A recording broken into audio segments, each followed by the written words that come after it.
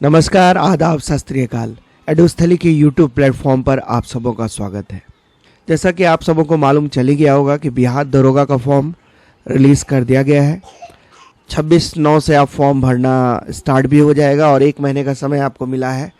26/10 तक आप फॉर्म भर पाइएगा। ऑफिशियल वेबसाइट आप देख लें, https://bpssc.bihar.gov.in। इसी वेबसाइट पे जाके आप ऑनलाइन आवेदन कर पाएंगे। टोटल जो पद आया है अब आपका वो 1799 पद आया है, 1799 पद। सब इंस्पेक्टर का ये आपका डिजिग्नेशन रहेगा। लेवल 6 का पद है, मतलब 4200 ग्रेड पे का पद है ये। नॉन गेजेटेड पद है, अराजपत्रित पद। हालांकि इस पद में आप ज्वाइन करिएगा तो फिर आप जितने कम उम्र में ज्वाइन कीजिएगा तो आप सुपरिटेंडेंट ऑफ पुलिस तक भी बन सकते हैं। एटलीस्ट डीएसपी तो बनिएगा ही, क्योंकि प्रमोशन के चांसेस इस वाली वैकेंसी में आपको मिलेंगे पर्याप्त।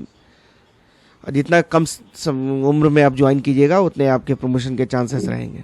देखिए, यहाँ तक इसमें एलिजिबिलिटी की बात रही तो कोई भी इंडियन सिटीजन इसमें फॉर्म भर सकता है, चाहे मेल हो या फीमेल हो। इवन ट्रांसजेंडर वाले लोग भी फॉर्म भर सकते हैं। शैक्षणिक योग्यता इसमें ग्रेजुएशन मांगी गई है। 1/8/2025 तक आपके हाथ में ग्रेजुएशन की डिग्री होनी चाहिए। किसी भी स्ट्रीम में आप ग्रेजुएशन है, इट डजेंट मैटर, बस आप ग्रेजुएट होने चाहिए। जहाँ तक उम्र सीमा की बात रही तो इसकी गणना जो है उम्र सीमा की वो 1 अगस्त 2025 के आधार पर की जाएगी। और न्यूनतम उम्र सीमा इसमें मांगी गई है अनरिजर्व्ड मेल के लिए। तो अनरिजर्व्ड मेल के लिए जो न्यूनतम उम्र सीमा है वो 20 वर्ष है और मैक्सिमम एज लिमिट 37 ईयर्स तक वो अप्लाई कर पाएंगे। वहीं महिलाओं के लिए अनरिजर्व फीमेल के लिए न्यूनतम उम्र सीमा वही है, अधिकतम उम्र सीमा 40 ईयर्स। न्यूनतम उम्र सीमा किसी भी कैटेगरी से हो आप वो 20 साल ही है। अपर एज लिमिट वैरी किया है। पिछड़ा वर्ग एवं अत्यंत पिछड़ा वर्ग के लिए अपर एज लिमिट 40 साल रखी गई है। SC/ST के लिए अपर एज लिमिट 42 ईयर्स है। और जो सरकारी सेवक बिहार सरकार में पढ़ रहे हैं, ऑलरेडी काम कर रहे हैं और 3 साल की नियमित सेवा उन्होंने पूरी कर ली है तो उन्हें अपर एज लिमिट में 5 वर्षों की छूट का प्रावधान है। एक्स सर्विसमैन को अपर एज लिमिट में 3 साल की छूट का प्रावधान है। अब इसमें देखिए कुछ फिजिकल आपका स्टैंडर्ड्स हैं।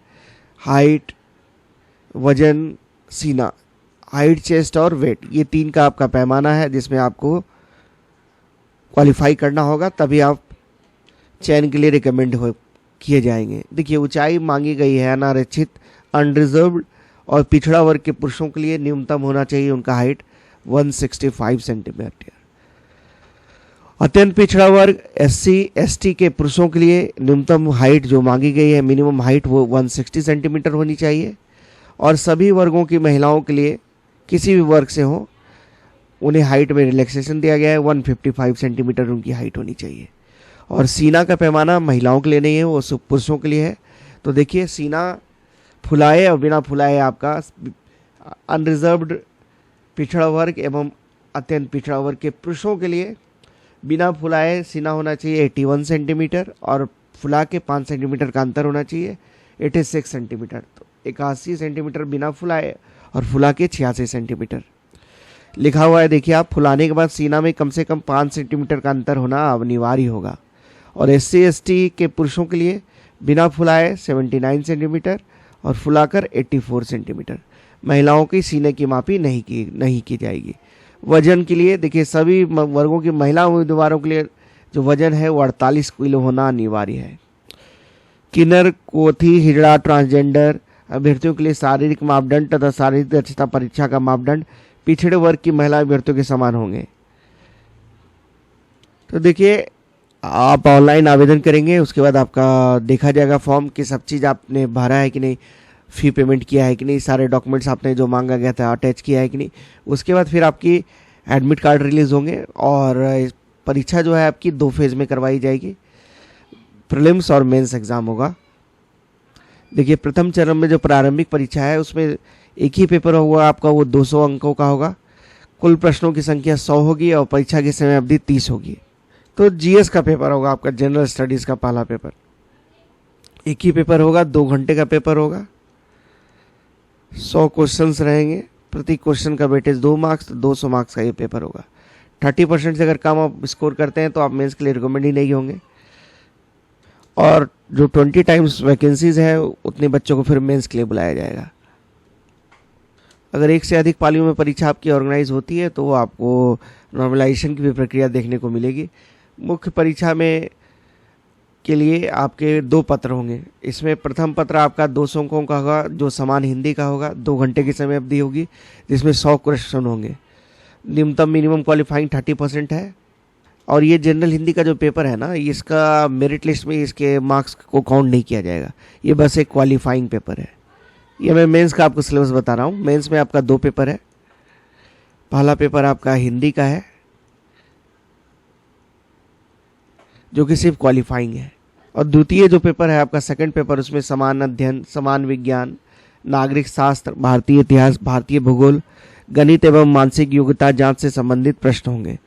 इसमें आपका जो मार्क्स होगा वो 200 मार्क्स का पेपर होगा जिसमें कुल 100 प्रश्न होंगे। और परीक्षा की समय अवधि आपको 2 घंटे की मिलेगी।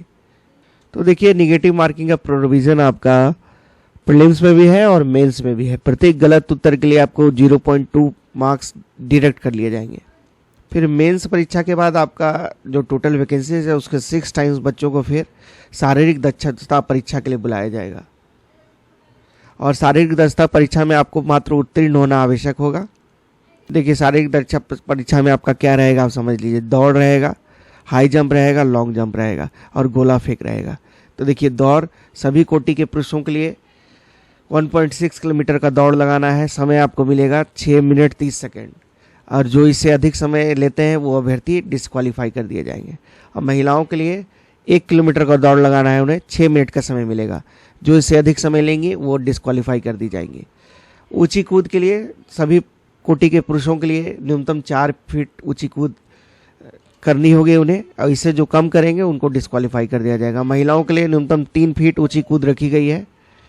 और लंबी कूद सभी कोटि के पुरुषों के लिए मिनिमम 12 फीट रखा गया है। 12 फीट से जो कम करेंगे पुरुष अभ्यर्थी उनको असफल घोषित कर दिया जाएगा। और महिलाओं के लिए जो लंबी कूद रखी गई है वो 9 फीट रखी गई है।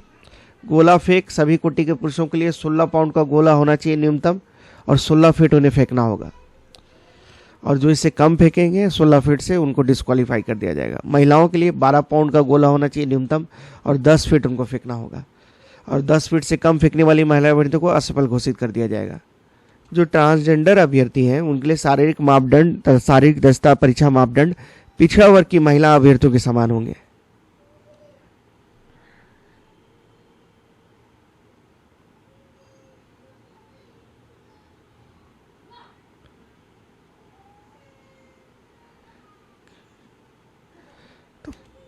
तो फाइनल मेरिट लिस्ट जो आपकी डिसाइड होगी, आप मेंस में कितना मार्क्स स्कोर करते हैं उसी के बेसिस पे आपका जो है वो कट ऑफ बनेगा। ये जो फिजिकल टेस्ट है और फिजिकल स्टैंडर्ड टेस्ट जो था, ये बस आपका क्वालिफाइंग है, इससे कोई मार्क्स आपको नहीं मिलने वाला है। तो देखिए, यही टोटल पद है आपका। पुलिस अवर निरीक्षक, अनुसूचित जाति 210 पद, अनुसूचित जनजाति 15, अत्यंत पिछड़ा वर्ग 273, पिछड़ा वर्ग 222, पिछड़े वर्ग की महिलाएं 42 सीट, अनारक्षित 850, ईडब्ल्यूएस 180 और ट्रांसजेंडर के 7 पद है।